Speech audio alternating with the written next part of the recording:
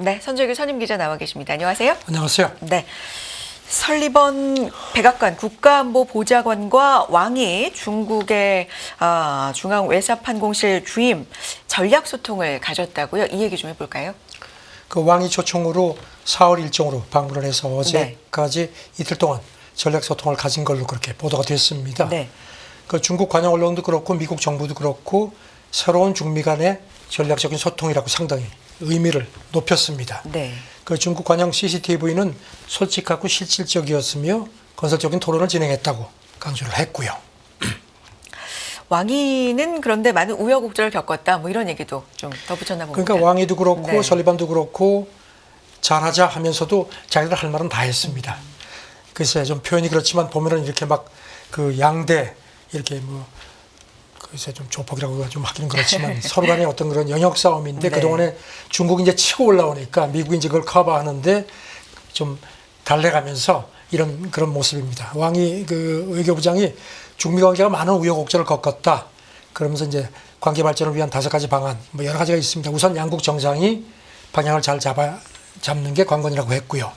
갈등하고 대결을 피하면서 서로 공정하고 동등하게 하자. 이런 얘기를 거듭 강조했습니다. 네. 대만 독립에 대한 조금 민감한 얘기도 그 부분은 뭐 나왔죠. 항상 늘 네. 같은 얘기를 합니다. 미국이 대만 독립을 지지 않겠다고 말은 하는데 약속을 이행을 하는 겁니다. 그리고 또 이제 남중국해 문제는 최근에 이제 필리핀하고 자꾸 티격태격 하는데 미국이 끼어드니까 미국이 양자 조약이라는 걸 구실로 해서 중국의 주권하고 영토 보존을 훼손하면 안 된다고 강하게 선을 그었습니다. 네. 특히 경제 쪽, 과학기술 분야 이런 쪽에서도 이야기가 나올 법한데요. 반도체 수출 네. 통제 문제에 대해서 계속 또 이제 거기서도 또 불만을 드러냈고요. 그리고 이제 이른바 과잉 생산 그 시비 그만하라 하면서 지난달 열린 그 중국 그 삼중전의 결과를 전하면서 이게 중국 개혁 개방의 새로운 그 중요한 이정표다. 당신네들한테는 시장이라는 점도 강조를 시켰습니다. 네. 설리번 국가안보보좌관 미국 쪽의 얘기도 좀 자세하게 전해 주실까요? 그 잘해보자는 겁니다. 그 미국하고 중국 사이에 이견하고 경쟁이 있지만 협력이 필요한 분야도 많다. 그리고 미국의 목표는 두 나라 관계를 지속적으로 발전시키는 길을 찾는 거라고 했습니다. 그러면서 전략적인 소통을 유지하고 오해 오판을 줄일 용의가 있다고 덧붙였고요. 네. 그다음에 이제 하나의 중국 정책을 견지하고 대만 독립을 지지하지 않는다고 하는데 이게 글쎄 조금 중국이 원하는 그런 거하고는 조금 좀 모자라는 것 같습니다. 네.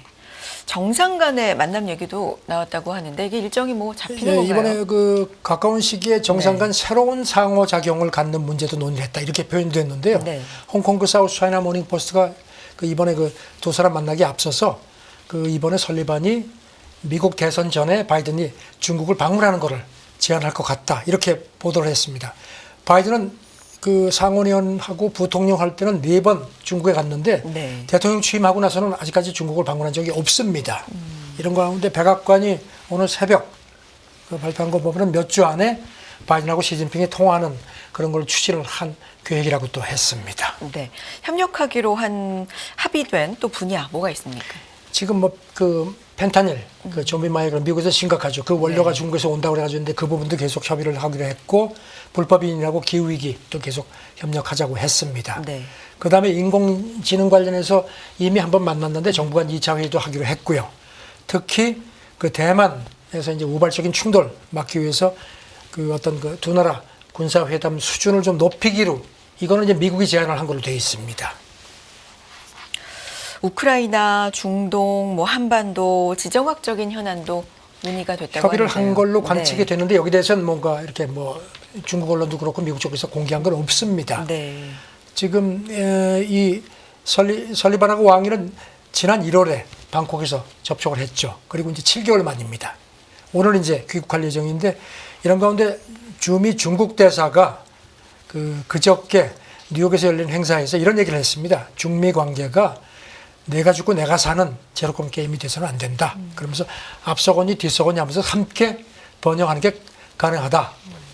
그러면서도 이제 거기다가 그런 그 책임을 전가하고 특히 무역, 산업, 기술 이걸 이렇게 압박하는 것은 좋지 않다. 결코 승자가 없다고 하면서 이번에 파리 올림픽에서 미국하고 중국 선수들이 참 보기 좋은 이런 서로 악수하고 했는데 우리도 좀 그런 거 본좀 받자 또 이렇게 충고를 했습니다. 네.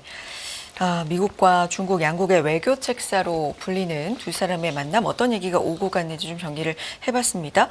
자, 다음 내용 넘어가 보겠습니다. 러시아가 현재 시각으로 27일 화요일 우크라이나 전역을 공습했다는 보도가 또 나왔는데 어떤 상황입니까? 지금 러시아가 국경지대를 기습당했죠. 그래가지고 이제 푸틴이 가만 안 있겠다고 했는데 이제 그거 같습니다. 이틀째 아주 전역을 공습을 했습니다. 그래서 네. 우크라이나 남동부 도시에는 호텔이 무너지고 그다음에 수력 발전소도 막 공격받고 막 이런 아주 좀 심각한 상태입니다. 이런 가운데 지금 우크라이나 총리는 러시아가 집속탄 미사일도 쐈다. 그렇게 얘기를 하는데요. 그리고 이제 우크라이나 군 총사령관이 병력 3만 명을 지금 러시아 본토 쿠르스크 쪽에 이제 계속 이제 진격을 하고 있는데 거기 재배치했다고 밝혔습니다. 네.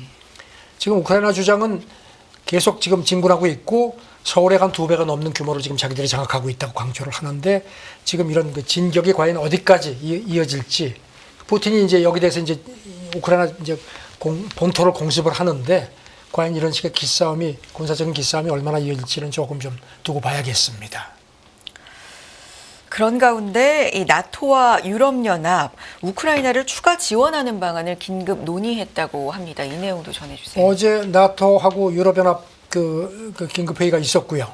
그래서 우크라이나 국방장관이 화상 참석해서 도와달라고 해서 일단 그 방공망 강화하는 문제에 대해서 긴급 지원을 하기로 그렇게 합의가 됐다고 사무총장이 밝혔습니다. 네. 그리고 또 현지 시간으로 목요일하고 금요일 브뤼셀에서 유럽연합 외교 국방장관들이 비공식 회담을 갖는 걸로 발표가 됐습니다. 일단 여기서도 이제 러시아 공세 문제하고 특히 중동 상황도 논의가 될 걸로 보입니다. 무기에 대해서 우크라이나 쪽에서는 굉장히 좀 필요하다. 계속해서 좀 요청을 하고 있는 상황인데. 지금 이제 서방이 네. 준 그 장거리 미사일 같은 게 있는데 아직까지 독일도 그렇고 미국도 그렇고 러시아 본토 공격에는 쓰지 못하도록 이제 제동을 걸고 있거든요. 네. 그러니까 이제 지금 이렇게 이제 공습을 막 받고 하니까 젤렌스키가 오늘 새벽에도 이거 주기만 하고 쓰지 못하게 하면 뭐 어떻게 되느냐 급하다 이렇게 얘기를 해서 그런지 그 유럽 연합 외교안보 고위 대표가 네. X에 글을 올렸는데요. 특히 이제 추가 방공망 필요한 상태인데 모든 무기에 대한 사용 제한을 푸는 게 시급하다 이렇게 또 압박을 했습니다. 네. 그래서 지금 파이낸셜 타임스가 그 영국하고 프랑스는 지금 이거 풀어줘야 된다는 얘기를 자꾸 하니까 일단 먼저 풀어줘 버리면 미국도 따라가지 않을 수가 없지 않겠느냐 이런 관측인데 그래서 그런지 러시아 외교부 대변인이 어제 미국도 이런 무기 사용 제한을 좀 풀려는 것 같다. 확실치는 않다 하면서 풀지 마라 하는 식의 좀 압박을 넣었습니다. 네.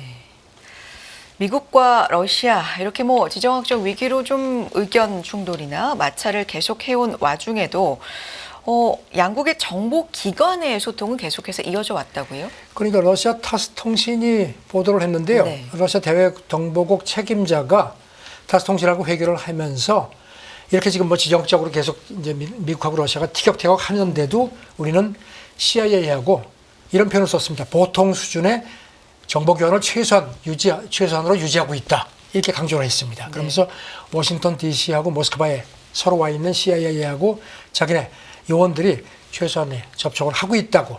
그래서 계속 하고 있다. 그러면서 이런 거는 좋은 일 아니냐. 이렇게 얘기를 했는데 이걸 이제 관영 러시아 타스 통신이 이렇게 부각한 게 뭔가 미국에 대해서 조금 어떤 유화 제스처를 보이는 게 아니냐. 그런 관측도 나옵니다.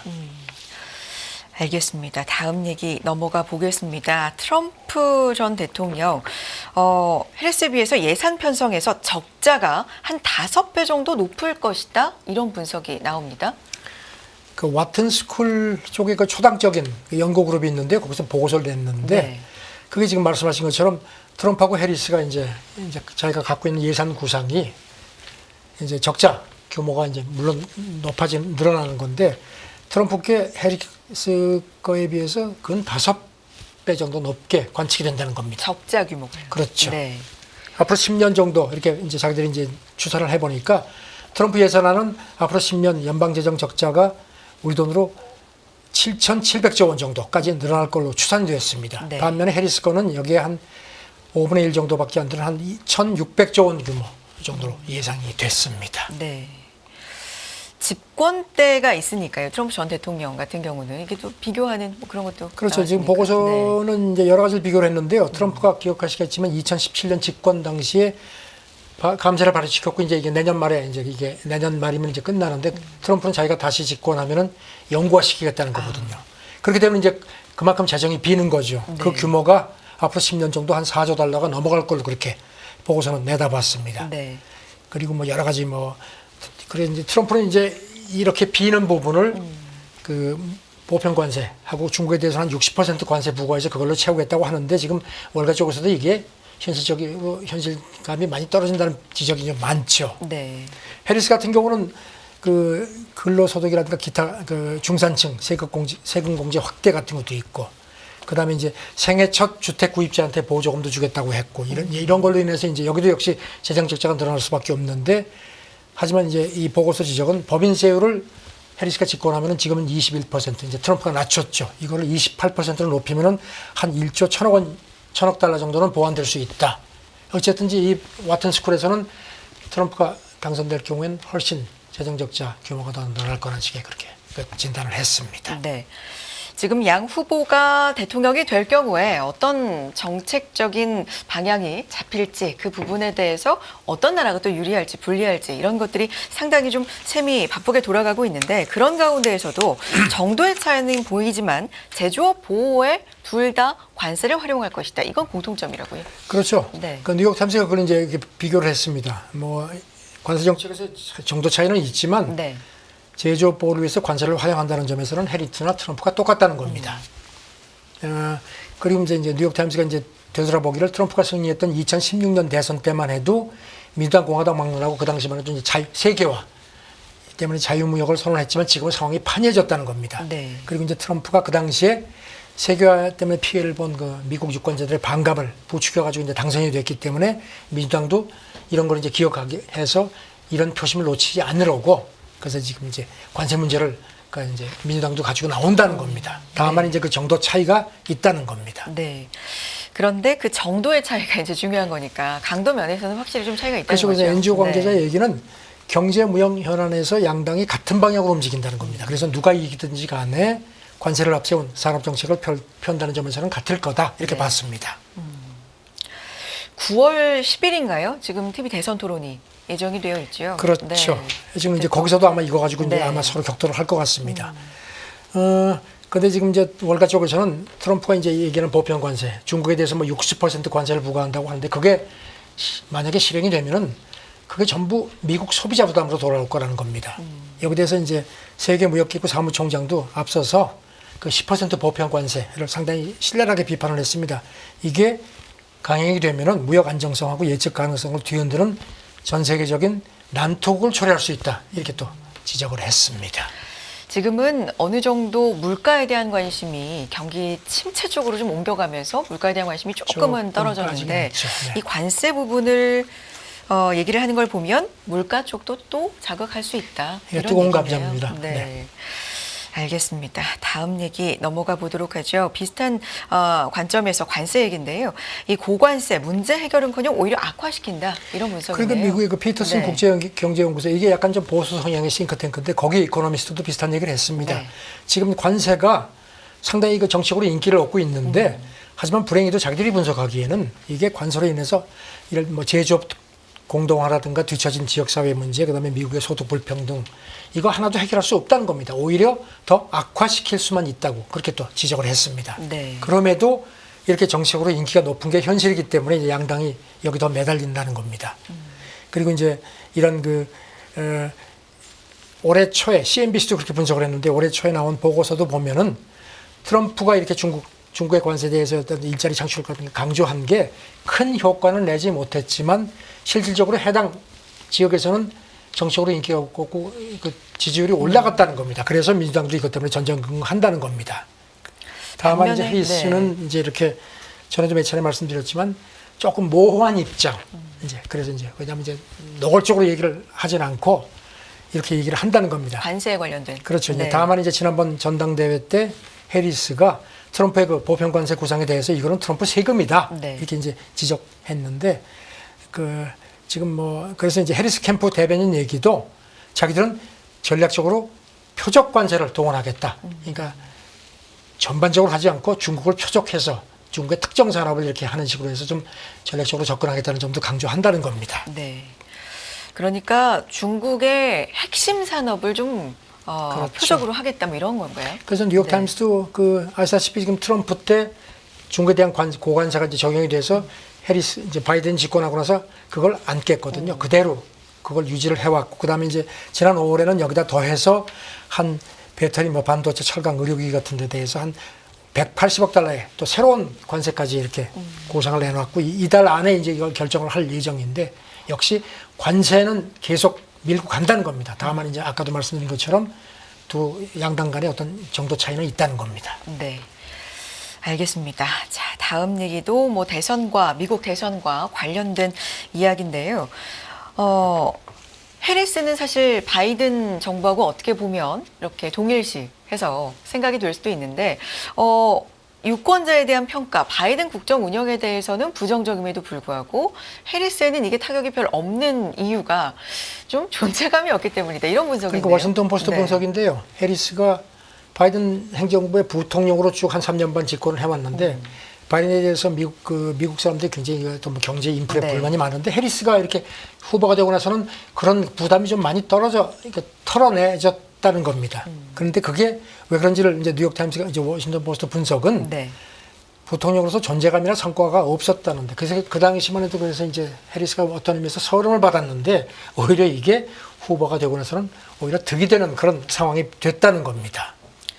참 이게 좋은 얘기인지 나쁜 얘기인지 모르겠습니다. 존재감이 없어서 그래서 어쨌든 지금 좋다. 뭐 이런 워싱턴 얘기인데. 포스트가 ABC 네. 뉴스하고 이제 입소스에 의뢰해서 최근에 네. 조사를 해보니까 응답자의 64%가 특히 이제 경제하고 이민 정책이 이제 공화당이 집중적으로 이제 물고 늘어지는데 해리스가 뭐 여기 별 영향 미치지 않은 거 아니냐 뭐 이런 식의 답변이 훨씬 많다는 겁니다. 네. 그리고 또 정당별로도 공화당 지지자가 민주당 지지자에 비해서 해리스의 영향력을 더 낮게 평가하는 게 오히려 더 해리스 캠프에서는 다행이라는 겁니다. 그리고 특히 무당층 같은 경우도 그 사람 그동안에 별 그거 없었지 않느냐 이런 식으로 돼서 오히려 그게 지금 상황에서 유리하다. 해리스한테 유리한 입장으로 적용을 하는 것 같다. 근데 사실 이게 꼭 좋은 건 아닌 것 같습니다. 해리스를 아직도 사람들이 잘 모르고 그다음에 그 사람 해리스의 정책보다는 어떤 이미지에 더 관심을 갖고 그다음에 부통령이라는 직책 자체가 미국 사람들한테 별로 그렇게 크게 인지가 안 된 여러 가지 그런 요인이 작용을 하는 것 같다는 게 워싱턴 포스트 분석입니다. 저도 그런 궁금증이 좀 있었습니다. 네. 부통령이라는 자리가 네. 뭐 그런 궁금증이 좀 있었는데 자, 평가는 이렇게 나오고 있고요. 다음 얘기 좀 넘어가 보겠습니다. 모기에 물려서 감염되는 질환이 좀 여러 개가 있는데 그중에서도 저는 이 얘기는 조금 생소한데 오로프치열. 네, 그러니까요. 남미를 중심으로 확산하고 있다고요? 이게 모기 예전에는 이게 브라질 아마존에 있던 풍토병 같은 건데 네. 최근에 와서 이게 남미 쪽에서 막 더 퍼지면서 유럽, 미국으로 막 확산하고 있습니다. 그래서 지금 세계보건기구가 특히 해외 여행하는 경우에 조심해달라. 물리면 막 열도 나고 뭐 이렇게 하는 건데 사망자도 생겼습니다. 근데 네. 문제는 이제 아직까지 백신이나 치료약이 없다는 거고요. 지금 미국도 쿠바에서 돌아온 사람이 21명 정도가 이제 감염된 걸로 확인이 됐습니다. 네. 그래서 지금 이제 역시 이런 기후이기 때문에 이렇게 좀 이렇게 그다음에 이제 산림이 막 벌채되고 도시화가 막 되니까 이제 모기 서식지가 점점 사람한테 다가오는 그런 것 때문에 되는 것 같다. 다만 이제 사람 간의 직접 감염까지는 아직까지 확인되지 않았는데 한 가지 좀 걱정이 되는 게요. 이른바 수직 감염이라는 표현이 있네요. 네. 보면은 산모가 감염되면 태아한테 옮겨지는 케이스가 나왔다는 겁니다. 그래서 소두증 신생아 이거와 연계돼서 그것도 발생한 걸로 4건이 발생한 걸로 돼 있어서 이게 좀 걱정스럽습니다. 네. 이게 증상이 뭐 발열, 두통 이 정도라고 하는데요. 그 정도고 네. 그리고 이제 근육통. 관절통, 근육통 같은 게 네. 있다는 겁니다. 모기 조심해야 됩니다. 그러게요. 백신이나 치료약이 또 없다고 하니까 이 아직은 부분도 없다고 좀, 합니다. 자, 다음 얘기 넘어가 봅니다. 태평양 해수면이 평균보다 그냥 전 세계 평균보다 훨씬 더 빠르게 상승하고 있다 이런 얘기 있습니다. 그 유엔 사무총장이 그저께 네. 태평양이 작은 섬나라 통가에서 태평양 도서국 정상회의가 있었는데 거기 네. 갔습니다. 네. 그러면서 특히 태평양 바다가 다른 평균치보다 훨씬 빠르게 해수면이 증가한다. 그래서 지금 잘못하면 큰일 난다. 그래서 그 바다를 구하자 이런 SF세를 쳤습니다.